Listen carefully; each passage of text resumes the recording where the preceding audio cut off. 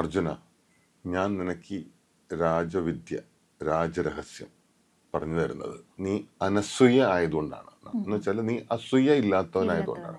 ചില ആൾക്കാരുടെ ഒരു സ്വഭാവം തന്നെ ഇങ്ങനെയാണ്. അവർക്ക് വിമർശിക്കുന്നതിൽ ഭയങ്കര ഉത്സാഹവും എന്താ പറയാ, പ്രശംസിക്കുന്നതിൽ പിശുക്കും കാണിക്കുന്ന ഒരു വിഭാഗം ആൾക്കാരുണ്ട്. കണ്ടിട്ടുണ്ടോ? നോക്ക്, നമ്മൾ ഈ പ്രാർത്ഥിക്കാൻ പോകുന്നു, നമ്മൾ അല്ലെങ്കിൽ പൂജകളിൽ പങ്കെടുക്കുന്നു, നമ്മൾ ഭഗവത്ഗീത പോലുള്ള ഗ്രന്ഥങ്ങൾ പാരായണം ചെയ്യുന്നു. ഇതൊക്കെ അടിസ്ഥാനപരമായിട്ട് നമ്മുടെ സ്വഭാവത്തിൽ മാറ്റം വരുത്തുന്നില്ലെങ്കിൽ ഇതിലൊന്നും ഒരർത്ഥമില്ല. ഈ തെറ്റിദ്ധരുത്തൽ തൊഴിലാളികളായിട്ട് നമ്മൾ മാറരുത്.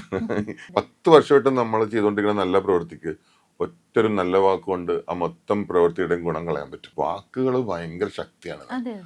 നമ്മൾ പ്രതീക്ഷിക്കുന്ന പോലെ, നമ്മൾ ഉദ്ദേശിക്കുന്ന പോലെ തന്നെ എല്ലാ കാര്യങ്ങളും ആവണമെന്ന് ഇങ്ങനെ വാശി പിടിക്കണമെന്നില്ല. നമുക്ക് വിഷമം തരുന്ന കാര്യങ്ങൾ വേറെ ആളോട് പറയാതിരിക്കുക.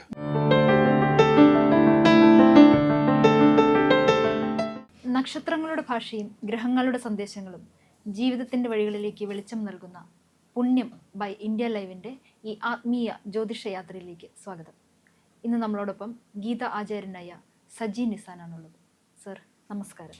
നമസ്കാരം. Thank you. അങ്ങ് ഒത്തിരി ആളുകൾക്ക് ഗീത വിശകലനം ചെയ്തു കൊടുത്തിട്ടുണ്ട്. ഈ ഒരു ജനറേഷൻ, നമ്മൾ ഇപ്പോഴത്തെ ഒരു കാലഘട്ടം നോക്കുകയാണെന്നുണ്ടെങ്കിൽ, നമ്മുടെ ഈ ഒരു ജനറേഷന് ഭഗവത്ഗീതയിൽ നിന്ന് നൽകാനുള്ള ഒരു സംഭാവന എന്തായിരിക്കും? ഒരു വലിയ ചോദ്യവും കുറേ സമയം വേണ്ട ഉത്തരങ്ങളുമാണ്. നമ്മൾ ചെറിയ സമയമുള്ളതുകൊണ്ട് ചെറിയ രീതിയിൽ പറയാം. 9-ാം അധ്യായം ഭഗവത്ഗീതയിൽ രാജവിദ്യ, രാജഗുഹ്യ യോഗം എന്നാണ് ആ ചാപ്റ്ററിന്റെ പേര്. അതിന്റെ അർത്ഥം രാജവിദ്യ എന്ന് വെച്ചിട്ടുണ്ടെങ്കിൽ റോയൽ വിസ്ഡം, റോയൽ സീക്രട്ട്, രാജഗുഹ്യം. അത് തുടങ്ങുന്ന ചോദ്യം, അത് തുടങ്ങുന്ന രീതി ഭയങ്കര രസമായിട്ടാണ് ഭഗവാൻ അത് തുടങ്ങുന്ന രീതി. അതിഗംഭീരമായിട്ടാണ് ആ അധ്യായം തുടങ്ങുന്നത്. അധ്യായം ഭഗവാൻ തുടങ്ങുന്നത് ഇങ്ങനെയാണ്: അർജുന, ഞാൻ നിനക്ക് രാജവിദ്യ, രാജരഹസ്യം പറഞ്ഞു തരുന്നത് നീ അനസൂയ ആയതുകൊണ്ടാണ്. നീ അനസൂയ എന്ന് വെച്ചാൽ നീ അസൂയ ഇല്ലാത്തവനായതുകൊണ്ടാണ്. അപ്പോൾ ഇവിടെ അസൂയ ഇല്ലാത്തവനുള്ള ഉദ്ദേശിക്കുന്നത്, നമ്മൾ ഉദ്ദേശിക്കുന്ന അസൂയല്ല. അവിടെ അസൂയ ഇല്ലാത്തവെന്ന് ഉദ്ദേശിക്കുന്നത് നീ ഗുണത്തിൽ ദോഷം കാണാത്തവനായതുകൊണ്ടാണെന്ന്. അതൊരു ഭയങ്കര രസമുള്ള പ്രയോഗം ഉണ്ട് കേട്ടോ. എന്താണ് ഗുണത്തിൽ ദോഷം കാണാത്തവൻ? അതായത് എന്ത് കാര്യം എത്ര നന്നായിട്ട് ചെയ്താലും നമുക്ക് എല്ലാവർക്കും അതിലൊരു കുറ്റം കണ്ടുപിടിക്കുന്ന സ്വഭാവം ഉണ്ടല്ലേ? കറക്റ്റ് അല്ലേ സ്വർണ്ണം? അത് നമ്മൾ എത്ര നന്നായിട്ടൊരു കാര്യം ചെയ്തു കൊടുക്കും, റിസർച്ച് അതിന് PhD എടുത്ത ഡോക്ടറായിട്ടുള്ള ആൾക്കാരെ നമുക്കറിയാം. അപ്പൊ ഈ നമ്മളിപ്പോ അവർക്ക് വേണ്ടിയിട്ട് നല്ലോണം ഒരു സ്ഥലത്ത് കൊണ്ടിട്ട് ഒരു സദ്യ വിളമ്പി കൊടുത്താലും അവർ അതിലൊരു കുറ്റം കണ്ടുപിടിക്കും, എന്തെങ്കിലും കണ്ടുപിടിക്കും. മറ്റേ സിനിമയിൽ പറയുന്ന പോലെ സാമ്പാറിൽ കഷ്ണം പോരാന്ന് പറഞ്ഞ പോലെ എന്തെങ്കിലും ഒരു സംഭവം കണ്ടുപിടിക്കും. അത് നമ്മൾ എത്ര മനോഹരമായിട്ട് എന്തുവർക്ക് വേണ്ടി ട്രീറ്റ് ചെയ്താലും അവർക്കൊരു സ്വഭാവം ഉണ്ടായാലും എന്തെങ്കിലും ഒരു കുറ്റം കണ്ടെത്തുക. അവർക്ക് ആ ഒരു കുറ്റം ഇങ്ങനെ, ഇപ്പൊ ഞങ്ങളുണ്ട്, ഇപ്പോൾ നമ്മൾ ക്ലാസ്സിനെ കുറിച്ചൊക്കെ ആരോടെങ്കിലും ചോദിച്ചു കഴിഞ്ഞാൽ അവര് കോംപ്ലിമെന്റ് ആയിരിക്കില്ല ആദ്യം പറയണത്. അവരെന്തെങ്കിലും ഒരു കുറ്റം ആദ്യം പറഞ്ഞിട്ട് കോംപ്ലിമെന്റ് മിക്കവാറും അവർ പറയാറില്ല. ചില ആൾക്കാരുടെ ഒരു സ്വഭാവം തന്നെ ഇങ്ങനെയാണ്. അവർക്ക് ഈ വിമർശിക്കുന്നതിൽ ഭയങ്കര ഉത്സാഹവും എന്താ പറയാ, പ്രശംസിക്കുന്നതിൽ പിശുക്കും കാണിക്കുന്ന ഒരു വിഭാഗം ആൾക്കാരുണ്ട്. കണ്ടിട്ടുണ്ടോ? ഇങ്ങനെയുള്ള ആൾക്കാർക്ക് മനസ്സിലാവുന്നില്ല അവർക്ക് നഷ്ടപ്പെടുന്ന കാര്യങ്ങൾ എന്തൊക്കെയാണെന്നുള്ളത്. കാരണം ഒന്ന്, നമുക്ക് തന്നെ അവരോട് കൂട്ടുകൂടാൻ കുറച്ച് ഞാൻ പ്രയാസമായി തുടങ്ങും. കാരണം അവരുടെ സ്വഭാവം തന്നെ നമുക്കൊരു ടോക്സിക് ആയി മാറും. കാരണം അവർക്ക് മറ്റുള്ളവരെ വേദനിപ്പിക്കുന്നതിൽ എന്തോ ഒരു രസം, അല്ലെങ്കിൽ അത് അറിഞ്ഞുകൊണ്ടല്ല, അത് എനിക്ക് തോന്നുന്നു അവരുടെ ഒരു ശീലമാണെന്നാണ്. കാരണം അവരിൽ നല്ലത് വരില്ല, അവർക്ക് എപ്പോഴും മോശം പറഞ്ഞ് ഒരു ശീലമായി പോയി. അത് ഞാൻ എപ്പോഴും കണ്ടിട്ടുണ്ട്. എൻ്റെ മോള്, എൻ്റെ തന്നെ ഒരു ബന്ധുവിന്റെ മുമ്പിൽ ആദ്യമായിട്ട് അവൾ ഇട്ട ഡ്രസ്സും കൊണ്ടുവന്നിട്ട് ഇതെങ്ങനെ ഉണ്ടെന്ന് ചോദിക്കുകയാണ്. അപ്പൊ അവള് കുഞ്ഞായിരിക്കുമ്പോ അവൾ ഇട്ടിരിക്കുന്ന ഡ്രസ്സ് കൊച്ചുകുട്ടി ചോദിക്കാണ് കേട്ടോ ബന്ധുവിനോട്, ഇതെങ്ങനെ ഉണ്ട് അമ്മാവാന്ന് ഈ ഡ്രസ്സ്. അപ്പൊ അമ്മാവൻ പറയാണ്, നീ ഭയങ്കരമായിട്ട് തടിച്ചു പോയല്ലോ മോളേന്ന്. അപ്പൊ ഡ്രസ്സിനെ കുറിച്ചേ പറയുന്നില്ല. ഡ്രസ്സിനെ കുറിച്ച് അയാൾ എന്താ പറയാത്തെന്നറിയോ? ആ ഡ്രസ്സ് അത്യാവശ്യം നല്ലൊരു ഡ്രസ്സും അതിനെക്കുറിച്ച് ഒരു കുറ്റവും പറയാനില്ല. അപ്പൊ ഇദ്ദേഹത്തിന് പ്രശംസിച്ച് ശീലമില്ല. അപ്പൊ ഡ്രസ്സിനെ കുറിച്ച് പറയണമെങ്കിൽ എന്തെങ്കിലും നന്നായി എന്നുള്ളത് പറയണമല്ലോ. അപ്പൊ അത് പറയാൻ അദ്ദേഹത്തിന് പറ്റില്ല. അദ്ദേഹത്തിന്റെ വായിൽ നിന്ന് പ്രശംസ വരില്ല, ഒരിക്കലും വരില്ല. അദ്ദേഹം എത്ര ശ്രമിച്ചാലും വരില്ല. അപ്പൊ അതിന് പകരം അദ്ദേഹം ഒരു കുറ്റം കണ്ടുപിടിക്കാൻ വേണ്ടി പറഞ്ഞത്, മോളെ നീ തടിച്ചു പോയല്ലോ എന്നാണ്. അപ്പൊ അങ്ങനത്തെ ആൾക്കാരെ ഞാൻ കണ്ടിട്ടുണ്ട്. പ്രശംസിക്കാൻ ഭയങ്കര പിശുക്കും, പറഞ്ഞ പോലെ വിമർശനത്തിന് ധാരാളിത്തമുള്ള ആൾക്കാർ. അപ്പോൾ ഇത്തരം ആൾക്കാര് നമ്മൾ നോക്കുകയാണെങ്കിൽ അവർക്ക് നല്ല സുഹൃത്തുക്കൾ ഉണ്ടാവില്ല, അവർക്ക് അടുപ്പമുള്ള ആൾക്കാരുണ്ടാവില്ല. അവരിൽ നിന്ന് നമ്മളെപ്പോഴും മാനസികമായിട്ട് അകന്നു നിൽക്കും. അപ്പോൾ ഗുണത്തിലെ ദോഷം കാണാതിരിക്കുക. അപ്പോൾ ഭഗവാൻ ആ അധ്യായം തുടങ്ങുന്നത് തന്നെ ഒരാളുടെ ഏറ്റവും വലിയ ക്വാളിറ്റികളിൽ ഒന്നായിട്ടാണ് എന്ത് ഗുണത്തിൽ ദോഷം കാണാതിരിക്കുക. എന്നാലേ ഇത്രയും വലിയ രഹസ്യം ഞാൻ നിനക്ക് പറഞ്ഞു തരുള്ളൂ എന്നുള്ള രീതിയിൽ. കാരണം നീ ഇതിന് ക്വാളിഫൈഡ് ആവാൻ തന്നെ കാരണം അർജുന, നിന്റെ ഈ ക്യാരക്ടർ എനിക്ക് ഇഷ്ടമാണ്, നീ ഗുണത്തിൽ ദോഷം കാണാറില്ല. അപ്പോൾ അത് ഞാൻ ഇത് പറയാൻ കാരണം ഒരു അധ്യായം, ഇത്രയും പ്രഷ്യസ് ആയിട്ടുള്ള ഒരു അധ്യായത്തിന്റെ കേൾക്കാനുള്ള അർജുനന്റെ ക്വാളിഫിക്കേഷൻ ആയിട്ട് പറയുന്നത് ഈ ഗുണത്തിൽ ദോഷം കാണുന്ന സ്വഭാവം നിനക്കില്ല എന്നുള്ളതാണ്.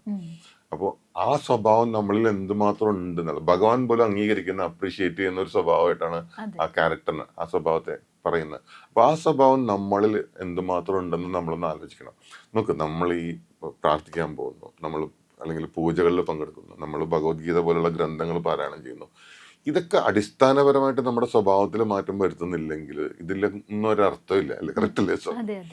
ഞാൻ എപ്പോഴും പറയുന്ന ഒരു കാര്യമുണ്ട്, നിങ്ങൾ ഗുരുവായൂർ പോയിട്ട് തൊഴുന്നുണ്ട് വിശ്വാസത്തോടു കൂടിയിട്ട്, പക്ഷെ ഗുരുവായൂരപ്പന്റെ വാക്കുകൾ, അതായത് ഭഗവാന്റെ വാക്കുകളായിട്ടുള്ള ഭഗവത്ഗീതയിൽ കേട്ടിട്ട് ജീവിതത്തിൽ എന്തെങ്കിലും മാറ്റം വരുത്താൻ നമ്മൾ നോക്കേണ്ടെന്നുള്ളതല്ല. അതല്ല, നമുക്കെപ്പോഴും വിശ്വാസം മാത്രമേ ഉള്ളേ, പ്രാവർത്തികമാക്കിയിട്ട് ജീവിതത്തിൽ മാറ്റം വരുത്തണം എന്നുള്ള ആഗ്രഹം നമുക്കില്ല. കാരണം പ്രാവർത്തികമാക്കിയിട്ട് മാറ്റം വരുത്തുക എന്നുള്ള കുറച്ച് ശ്രമമുള്ള ആവശ്യമാണല്ലോ. വിശ്വസിക്കാൻ വലിയ ശ്രമമൊന്നും വേണ്ടല്ലോ. ഭഗവാൻ എന്നെ കാത്തോളണേ, ഭഗവാൻ എന്നെ കാത്തോളണേ എന്ന് പറഞ്ഞിട്ട് വെറുതെ പ്രാർത്ഥിക്കാനും വിശ്വസിക്കാനും ഭയങ്കര എളുപ്പമാണ്. നേരെ മറിച്ച് ഭഗവാൻ പറഞ്ഞ കാര്യങ്ങളും മനസ്സിലാക്കി ജീവിതത്തിന്റെ ഭാഗമാക്കി പ്രവർത്തിച്ച് ജീവിതത്തിൽ മാറ്റം വരുത്തുക എന്ന് പറയുന്നത് ഒരു നല്ല ശ്രമത്തിന്റെ ആവശ്യമാണ്. സ്വഭാവത്തിൽ മാറ്റം വരുത്തുക എന്ന് പറയുന്ന ശ്രമത്തിന്റെ ആവശ്യമാണ്. അപ്പൊ നമ്മൾക്ക് ഒരിക്കലും ഈ പ്രയത്നിച്ച് സ്വഭാവത്തിൽ അദ്ദേഹത്തിന്റെ വാക്കുകൾ, ഭഗവാന്റെ വാക്കുകൾ കേട്ട് പ്രയത്നിച്ച് മാറ്റം വരുത്താനൊന്നും നമ്മൾ ശ്രമിക്കില്ല. ഏറ്റവും എളുപ്പമുള്ള കാര്യം എന്ന് പറഞ്ഞാൽ പ്രാർത്ഥിച്ച് എന്റെ ജീവിതത്തിൽ അങ്ങ് പ്രസാദിച്ച് മാറ്റം വരുത്തണം. ഞാൻ പറഞ്ഞ മനസ്സിലാവുണ്ടല്ലോ. അപ്പൊ എനിക്ക് തോന്നുന്നു ഇതൊരു ഭയങ്കര വലിയ ക്വാളിറ്റിയാണ്, ഗുണത്തിൽ ദോഷം കാണാതിരിക്കുക. എന്ത് തെറ്റും കണ്ടുപിടിക്കുന്ന സ്വഭാവം, എവിടെയും തെറ്റ് ചൂണ്ടിക്കാണിക്കുന്ന സ്വഭാവം. അത് ഈ തെറ്റ് തിരുത്തൽ തൊഴിലാളികളായിട്ട് നമ്മൾ മാറരുത്. ഈ സ്കാനിങ് മെഷീനായിട്ട് മാറരുത്. ചില ഹോസ്പിറ്റലിൽ സ്കാനിങ് മെഷീൻ ഉണ്ടല്ലോ, എന്താണ്, ആർക്കെങ്കിലും എന്തെങ്കിലും ഡിഫക്റ്റ് ഉണ്ടോ എന്ന് കണ്ടുപിടിക്കലാണ് സ്കാനിങ് മെഷീന്റെ ജോലി. നമ്മളിങ്ങനെ ജീവിതത്തിൽ മറ്റുള്ളവരുടെ സ്കാനിങ് മെഷീനായിട്ട് മാറരുത്, ഇല്ലേ? കറക്റ്റ് അല്ലേ? തീർച്ചയായിട്ടും.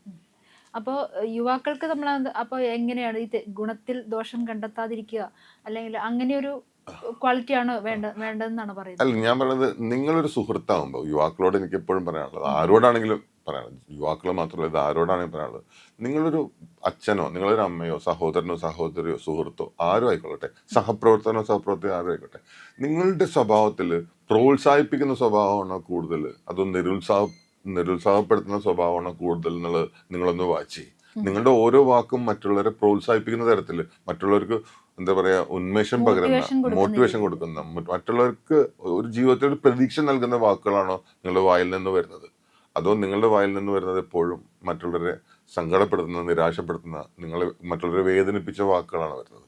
ഈ അടുത്തും കൂടി ഞാൻ വായിച്ചൊരു കാര്യമാണ്, 10 വർഷത്തെ നല്ല പ്രവൃത്തി മതി ഒരു നിമിഷത്തെ മോശം വാക്കിന് കളയാനായിട്ടില്ല. കറക്റ്റ് അല്ലേ? 10 വർഷമായിട്ട് നമ്മൾ ചെയ്തുകൊണ്ടിരിക്കുന്ന നല്ല പ്രവൃത്തിക്ക് ഒറ്റൊരു നല്ല വാക്കുകൊണ്ട് ആ മൊത്തം പ്രവൃത്തിയുടെയും ഗുണം കളയാൻ പറ്റും, അല്ലേ? വാക്കുകൾ ഭയങ്കര ശക്തിയാണ്. അത് ഉപയോഗിക്കുമ്പോൾ ശ്രദ്ധിച്ച് ഉപയോഗിച്ചില്ലെങ്കിൽ ഒരു വലിയ ബന്ധങ്ങളും വലിയ നേട്ടങ്ങളൊക്കെ നഷ്ടപ്പെടും ചിലപ്പോൾ ഒറ്റ വാക്കിന്റെ പുറത്ത്.